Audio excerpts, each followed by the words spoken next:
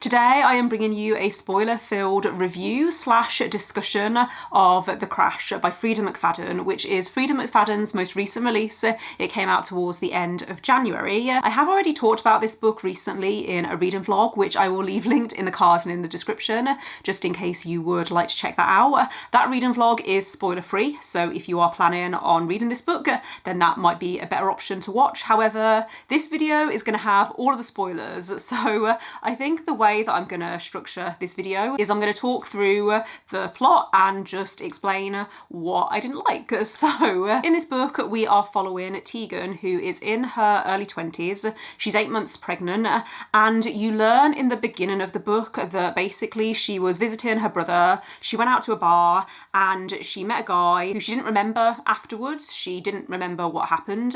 However, she found out she was pregnant and then she saw him on the news, and it turns out he's this married businessman. So she gets in touch with him and he offers her a lot of money to keep quiet. So the first few chapters are sort of dealing with that situation, and as Tegan is about to sign this contract, she remembers that this guy actually assaulted her. She decides not to take the money, and this guy's lawyer doesn't believe her. So she has been getting quite close to this lawyer because he's been coming to visit her for the past few weeks, and she's developed a crush on him, and he doesn't believe her when she says that his boss assaulted her. And immediately I thought, oh no, are we going to have a situation where she ends up with the guy who didn't believe her when she told him about this traumatic thing that happened to her? Spoiler alert, that's exactly what happens. She ends up calling her brother, who asks her if she would like to come and stay with him for a while. So after work, she gets in her car and she starts driving to visit her brother. She's driving through this blizzard to get to her brother's place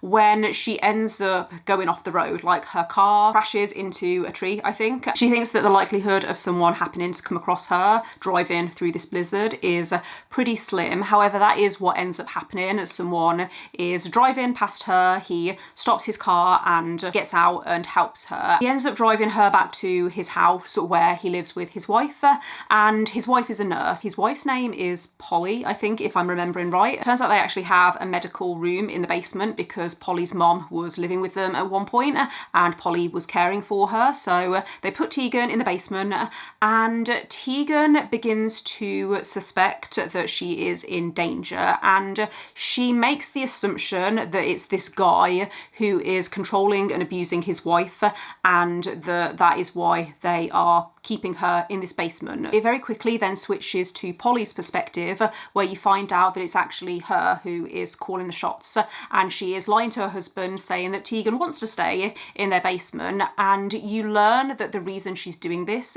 is because she is desperate for a baby. She thinks that Tegan is an unfit mother and that they would make better parents, and this is where I really started to not like this book, because first of all, when I read the synopsis for the book, that was my initial prediction as to what direction I thought it was going to go in. I felt like we were finding things out very quickly, and it took away a lot of the tension, and instead I was just frustrated because whenever we were in Tegan's mind, she was thinking about how wonderful Polly was and how she was wanting to help her, but she was being abused by her husband. Then we would switch to Polly's perspective and we would obviously know that that's not what's going on, and it was just so frustrating. I think if we had been in Tegan's head for a little bit longer, it maybe would have built the tension a little more, but then I think I still would have been disappointed to learn that that's what was going on, because that was the initial prediction I had before I even picked up the book. The one thing that I did like is there was a point where it referenced Misery by Stephen King, which again, when I first read the synopsis for the book, it reminded me of Misery, and that's one of my favourite Stephen King books. So I kind of liked that little Easter egg. Another thing that I haven't mentioned yet is that Tegan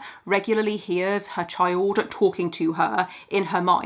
She calls it Little Tuna, and I listened to the audiobook, and the voice that the narrator used for Little Tuna was so annoying. It was so creepy, and it made me physically cringe. So I wouldn't recommend the audiobook for this. Usually I do recommend Freida McFadden's audiobooks because I find that I don't notice the writing as much when I'm listening to an audiobook, and the narrators kind of do a good job of embodying the characters. And yeah, usually I like the audiobooks, but in this case it it was bad. So throughout the middle section, I was feeling really bored, and then we get to a point where Hank is the husband's name.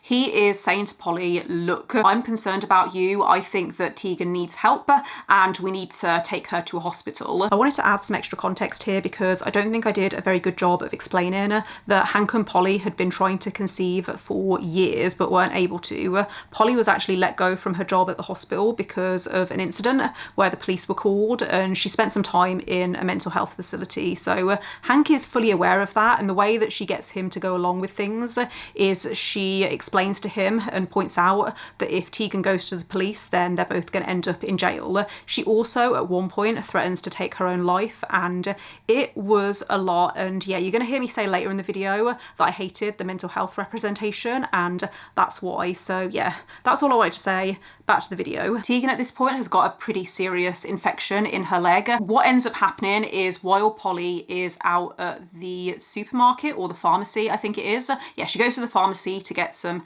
antibiotics. Hank comes home and he rescues Tegan and takes her to the hospital. That whole part felt a little anticlimactic given that we'd been building up to it throughout the whole book. However, Polly, when she finds out what Hank has done, she decides that she's gonna go to the hospital and she's gonna kill Tegan so that she can't tell the police what they did to her. I just remembered I've missed some stuff which I'm going to loop back to, but basically when Tegan is in the hospital, her brother comes to visit as well as this lawyer guy whose name I can't remember. At the moment that Polly arrives at the hospital, Tegan is asleep and Polly witnesses Tegan's brother trying to inject her with something, and Polly raises the alarm. It turns out that it was actually Tegan's brother who, I think he hired someone to mess with Tegan's car so that she would get into an accident. And it was really confusing, but it all loops back to something that happened like in their past, where I think Tegan's brother was in a car accident and he blames Tegan and it ruined his life, and he actually knew the guy that assaulted Tegan and they had made this arrangement together. It all makes sense when you're reading the book, it's just a lot more difficult to explain.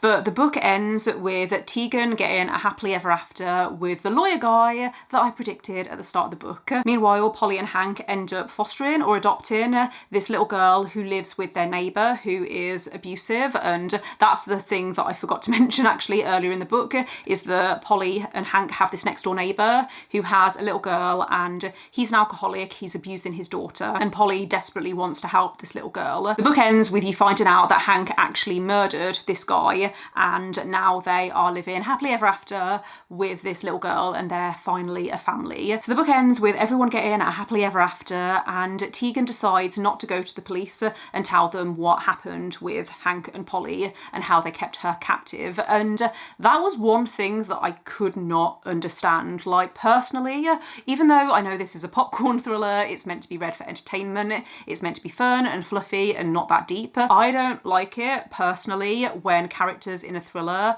do bad things and they get away with it. And it's not just that they get away with it, but that they get a happily ever after. I don't like it. It doesn't sit right with me. And so that was the first thing that really annoyed me about the ending. I also hated the way that mental health was used in this book. And again, I know that it's a popcorn thriller. It's not that deep. However, something that I'm learning about myself as a reader is I don't like reading certain topics in a popcorn thriller because I'm reading a popcorn thriller for entertainment, and there's certain things that I just don't find entertaining to read. I'll read about them in literary fiction or in other genres, but in a popcorn thriller where the writing is very basic and it's not going into depth and it's not giving these topics the care and attention that I feel they deserve, that's when I end up not enjoying a thriller. So I think that's everything actually that I have to say about The Crash. I wouldn't recommend it as the first book to read by Freida McFadden. I don't tend to really recommend her books anyway unless you are specifically looking for a popcorn thriller. The books that I've enjoyed from her are the Housemaid series. Never Lie I also enjoyed. I think that's one of my favourites by her, even though it has some plot holes and there's some stuff that doesn't make sense. I still thought it was a fun time and I really liked the isolated setting. Also, it has some twists that I did not see come in, partly because they didn't make sense, but I still didn't see them come in. Then The Boyfriend I also thought was okay. I think I gave that like a solid 3 stars. So that concludes my rant review slash spoilery discussion of The Crash. Let me know in the comments if you have read The Crash and what you thought of it. Let me know as well if you have a favourite Freida McFadden book or if you have a least favourite Freida McFadden book. Don't forget to give this video a thumbs up if you enjoyed it and click subscribe if you would like to see more videos from me, but otherwise I will see you next time. Bye!